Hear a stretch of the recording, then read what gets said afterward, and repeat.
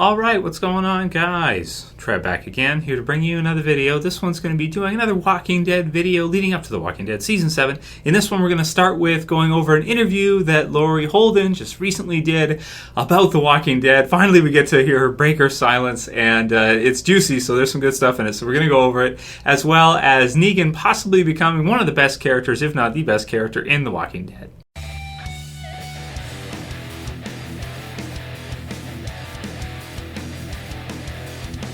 So link will be in the description for this one for you guys from Fansided, and you can check it over, man. This is a good one. So this is an interview, and it's called "How the Walking Dead Screwed Over Laurie Holden." This is funny.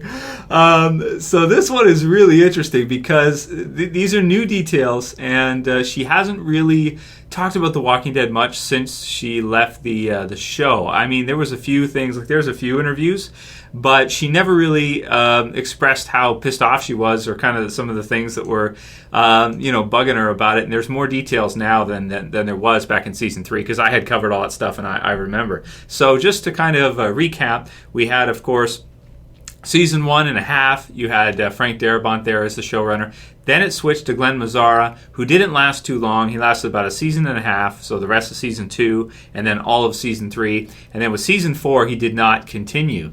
So, and then of course we had Scott Gimple who took over, who was very heavily involved in some of the stuff in season 3 and 2 anyway. Like, he had written some of the best episodes, like Save the Last One, and he rewrote her death, Andrea, in the television series. Oh, spoiler warning. All these years later. Spoilers, Trev, what the hell? He rewrote it and kind of made it better and stuff like that in season 3 finale. It was weird to see her killed off in the finale. And I guess it wasn't just weird for us as viewers, it was weird for her too, because here's what she said. I quote, well, I had an 8-year deal. I was supposed to be there until the end. I was supposed to end up with Rick. I was supposed to save Woodbury on a horse. And I was buying a house in Atlanta. So she was like ready to buy a house and everything. I got the call at 10 o'clock the night before, while I was shooting, from the showrunner, who is no longer a part of The Walking Dead, saying that they couldn't write the episode and that he was killing my character. So we all got the script and everybody on set was sobbing. I felt like I got shot. None of it was supposed to happen the way it did. So kind of like a car crash. That's crazy, man. So just to break this down, you guys can write your comments about this below, and not having Andrea in the Walking Dead television series. I think Gimple kind of fixed it as best he could. You know, if you look at what he did, he instead, because of course Andrea was killed off, which I'm sure was not his, it was Glenn Mazzara's call, it sounds like. I don't think it was his call. We don't know the inner details of how that conversation went, or where they decided, or who exactly, but it seems like it all came down to Mazzara deciding to do it at kind of a last-minute switch decision, which is absolutely nuts. So, we had an 8-year deal. So in the beginning, it sounds like 8 years. So it sounds like AMC was pretty much ready to go ahead with Walking Dead for a long time. They thought it was going to be good, and they were ready to do it. They had her sign an 8-year deal. Crazy. I was supposed to be there until the end. So maybe originally they decided that maybe 8 seasons is what it would convert to. Of course, the comic book series has been going on since then, so it's gone past that point, and there's lots of more material. But when the series started off, you could see how maybe they could figure out, okay, we'll do that, and that many seasons, that kind of thing, that should be enough. So now we know that they're probably going to go past 8 seasons for sure. I was supposed to end up with Rick, so that's an interesting confirmation right there.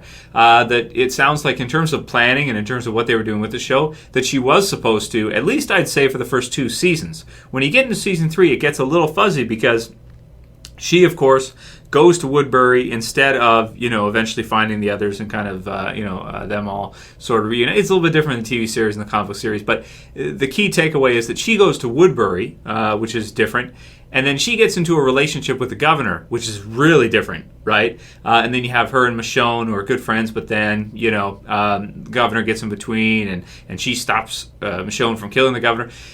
Yeah, so in the TV series version. So that's pretty tough to come back from. So that decision right there, to have her with the governor, I think in the TV series, if you're going to have her with the governor and then later you want to have her with Rick, man. So I almost feel like, to kill her off, because she was with the governor before, and she was with Shane before too, right, in the TV series version. So I mean, it sounds like it's a last-minute switch type decision. However, I'd say that she was with Shane, she was with the governor. Does it make sense that she should be with Rick, or would you prefer to see Michonne with Rick? It's tough because in the comic book series, Andrea and Rick are together in that, and they're basically like married, you could say. At this point, she's Carl's kind of a stepmother, I guess you would say, and. Man, it's definitely tricky, but I can definitely see why they decided to do it after she had been in 2 flings, with one with the governor and just a short one with Shane, and that kind of screw it up if she ended up with Rick too. I think after doing that, it does make sense they would go with somebody else and maybe kill her off. But it is kind of a tragedy that we don't get to see her in the show, because I think she is a great actress, and Andrea, of course, in the comic book series is absolutely fantastic. And then you have Michonne on top of that in the comic book series. So it worked out okay without her, I guess, but maybe it would have been even better. And I had heard in some other interviews that maybe the clash between Kirkman and Mazzara was actually why Mazzara got ousted from the show or decided to leave the show, and going into season 4. And so maybe Andrea's death was like the key thing that caused that to happen, because them doing that may just shifted the whole story out, and Kirkman was probably pissed. Because I can't speak for the man, but I think he would be, seeing as how Andrea was so important later on. So I got the call at 10 o'clock the night before while I was shooting from the showrunner, who is no longer. It's like she got killed by somebody who's not even involved with the show anymore. It's just the chaos of reality, right? It's just the chaos of how things work out sometimes. It's just what it is. Saying that they couldn't write the episode that he was killing my character. So it's crazy, man. If you look at the second half of season 3, I mean, they apparently a few times they had to hold up with shooting, because apparently they got behind in writing, and you had episodes like Prey and stuff like that apparently were kind of like almost last minute, like they almost ran out of material. So I guess it was kind of, the whole thing was kind of a cluster F, and in the beginning they didn't set out to kill off Andrea at that time anyway, and obviously Laurie Holden didn't know that. So that's kind of crazy, man, to think about that. But it's cool that she actually, came out and let us know kind of that she was in the dark as well, too. And that's one thing about having unpredictable deaths. I mean, it's cool to get some unpredictable deaths like season 3 had with T-Dog, Laurie, they had earlier, and then, of course, Andrea at the end. They had some pretty unpredictable deaths in it, and it was really exciting to see. But at the same time, it's like, it can be a big shock to everybody, and even the people who are on set, the people who the actresses who are involved with the show can even be surprised by it. So write your comments below. Kind of crazy it's like a last-minute decision that affects the series so drastically.